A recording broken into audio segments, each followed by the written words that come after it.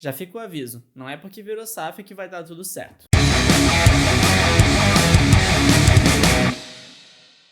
Fala galera, beleza? Beleza? Pra quem não me conhece, eu sou o Guilherme e este é o É do Jogo. E no vídeo de hoje eu queria falar um pouco sobre a questão das SAFs no futebol brasileiro. Eu acho que com a situação envolvendo Vasco, Botafogo e Cruzeiro durante o Campeonato Brasileiro da Série A deste ano, é um tema que vale muito a pena ser discutido, né? Porque voltou a ficar em alta com as campanhas que esses três times vêm fazendo no Campeonato Brasileiro. O Botafogo líder depois de 10 rodadas. O Cruzeiro, um time bem ok, faz alguns bons jogos, outros jogos nem tanto. Não está numa posição ruim da tabela. Já o Vasco está num momento afundado. Então eu queria falar um pouco sobre esse universo das SAFs, porque muita gente acha que é literalmente só você se transformar em SAF, que o clube automaticamente vai virar uma máquina, uma potência financeira, e com isso vai conseguir disputar títulos e ser campeão. Mas isso tudo é um processo e tem muito a ver com a questão do profissionalismo, porque não adianta você ter um time profissional sem ter bons profissionais. Mas antes de entrar no tema, eu gostaria de pedir para você que está assistindo esse vídeo e que ainda não é inscrito aqui no É do Jogo, que se inscreva aqui no canal. Faltam apenas 14 inscritos para poder chegarmos aos 200. E para isso eu preciso que você se inscreva aqui no canal. E é importante também ative o sininho para todas as notificações, para sempre que tivermos vídeo novo aqui no É do Jogo você seja notificado. E também deixa o like, porque isso ajuda o vídeo a chegar em mais e mais pessoas. E isso também me ajuda muito, justamente para que esse vídeo alcance mais gente e com isso o É do Jogo possa continuar crescendo, o que me ajuda muito de maneira profissional. O tema das SAFs é algo um pouco controverso para se falar no Brasil hoje em dia. Tem muita gente que tem muitas opiniões formadas, sendo que eu acho que ainda nem deu muito tempo pra gente ter realmente toda a ideia da SAF 100% de nossas cabeças. Tudo bem, agora vocês podem estar vendo esse vídeo pensando: Mas Guilherme, aqui você não está dando a sua opinião durante esse vídeo? Como você pode dizer que não temos informação suficiente para dar opiniões se você está dando a sua opinião? a questão é que essas opiniões que vêm sendo dadas são muito opiniões em base dos torcedores. Tanto aqueles torcedores de times que são SAF atualmente, como os torcedores de times que não viraram SAF, ou não pretendem virar, ou então estão pretendendo, mas ainda não se transformaram. E aí acaba sendo algo muito passional. As pessoas não enxergam realmente o que está acontecendo naquele processo para poder falar, para poder expressar a sua opinião, o que é obviamente muito importante. Para falar um pouco das SAFs, a primeira coisa que eu queria dizer é, e anota isso muito bem vocês aí, porque isso é de muita importância, não é porque uma equipe virou SAF que automaticamente essa equipe vai ter sucesso desportivo. Quero que isso tenha ficado muito bem claro. Eu digo isso porque isso é comum de ver em diversos lugares do mundo. Na Inglaterra, todas as equipes da primeira divisão, da Premier League, são clubes empresas. E não é porque todos eles viraram uma empresa, não é porque todos os clubes são empresas, que todos os clubes vão ser campeão da Premier League um dia. Muito pelo contrário. O Tottenham, por exemplo, não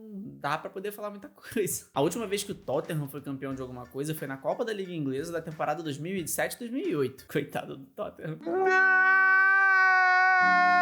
Ou seja, não é porque um time virou empresa que o sucesso desportivo é garantido. Da mesma forma, por exemplo, as franquias da NFL, da NBA. A NBA que teve a sua final desse ano recentemente, o Denver Nuggets foi campeão da NBA em cima do Miami Heat e foi o primeiro título da história do Denver Nuggets. A equipe passou mais de 40 anos na NBA sem ganhar absolutamente nada. E das 30 equipes que hoje formam a NBA, 12 nunca ganharam o título. Da mesma forma na NFL. Das 32 equipes que formam a Liga de Futebol Americano, 12 equipes também não venceram. Então, não é porque o time tem um dono, é uma empresa, tem dinheiro, que aquela equipe vai necessariamente ser campeã. De outra forma, você tem equipes que têm um sucesso desportivo muito óbvio que jamais viraram empresas antes. Um exemplo?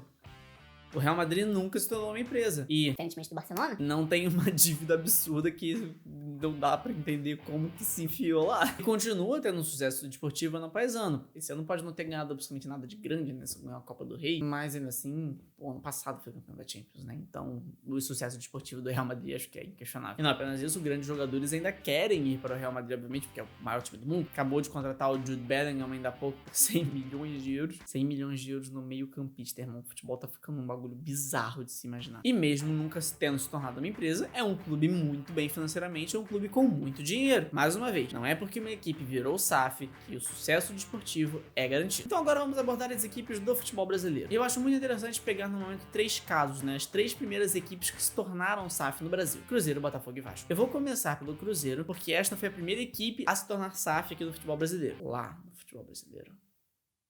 Enfim. Cruzeiro foi comprado pelo Ronaldo Fenômeno lá no início do ano passado e entrou num processo de equacionamento de dívidas, gastos muito reduzidos, equipe modesta, de forma a fazer com que o Cruzeiro voltasse a frequentar a primeira divisão depois de 3 anos. 3 anos longe da primeira divisão, irmão. Aí a torcida do Cruzeiro deve ter sofrido muito. E assim, eu acho que os torcedores do Cruzeiro, se tiver algum aí, coloca nos comentários pra mim, por favor, não está 100% satisfeito com a forma que o Ronaldo vem gerindo o Cruzeiro. Tanto é que recentemente tivemos isso.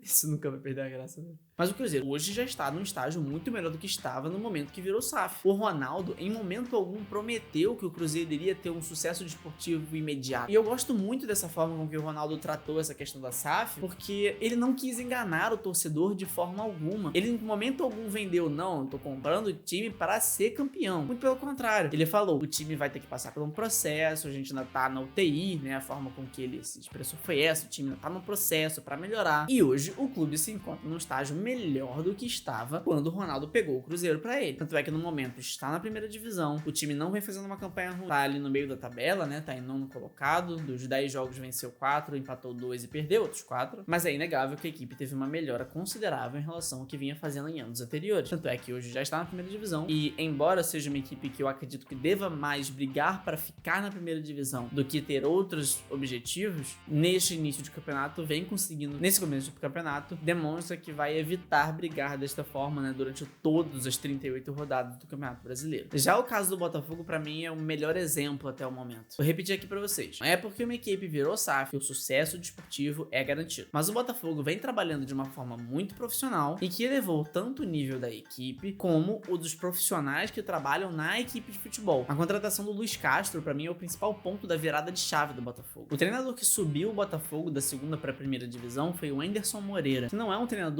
para uma equipe que almeja grandes coisas no futebol brasileiro. É um treinador para equipes que o Botafogo tinha até uns anos atrás. Uma equipe que brigava o tempo inteiro para ou não cair ou para subir de volta. A contratação de um cara como o Luiz Castro mostra uma tentativa de mudança, não apenas do profissional, mas estrutural no Botafogo. Primeiro porque foi contratar um cara um pouco fora da caixinha, né? Não era alguém que era muito comentado no futebol brasileiro antes. E segundo porque contrataram um treinador com o objetivo de fazer um processo de médio e longo prazo. Tanto é que o contrato do Luiz Castro vence só no ano que vem. Deram todo o ano passado para ele se acostumar com a equipe. Todo o Campeonato Carioca desse ano que ele fez uma campanha ruim com o Botafogo não se classificou para a fase decisiva do campeonato. Mas quando começou o Campeonato Brasileiro, a gente consegue ver uma diferença grotesca na forma do time do Botafogo jogar. O Botafogo, que ano passado era um time basicamente só de jogo reativo e tudo mais, ainda joga muito assim, principalmente dependendo da equipe com que vai enfrentar. Tem conseguido segurar um pouco mais a bola em algumas partidas, tem conseguido domar um pouco mais de atitude durante os jogos, e é um time que em casa tem vencido todos os jogos. O treinador conseguiu adaptar a equipe de uma forma com que os jogadores assimilassem melhor a ideia. E isso foi um processo que durou muito tempo. E mais uma vez, eu até vou recomendar um vídeo que eu deixei aqui, foi na época quando o Vitor Pereira ainda estava sendo falado sobre uma possível demissão dele no Flamengo, então ele tá um pouco desatualizado, mas é um vídeo sobre trabalho de treinadores, ele é um vídeo bem interessante para aqueles que querem entender porque um trabalho de médio e longo prazo é sim positivo na maioria das vezes. Então para quem quiser assistir, eu vou deixar aqui no card aqui em cima. E a diferença no time do Botafogo tem sido muito clara, vem fazendo jogos muito interessantes, e eu tô muito curioso para poder ver o Botafogo, principalmente contra o Palmeiras, né, daqui a 2 rodadas, na 12ª rodada do Brasileiro. Eu acho que vai ser algo bem interessante de se ver. Agora vamos para a parte delicada do vídeo. O Vasco da Gama. Eu consigo sentir as pedras sendo atacadas aqui, ó.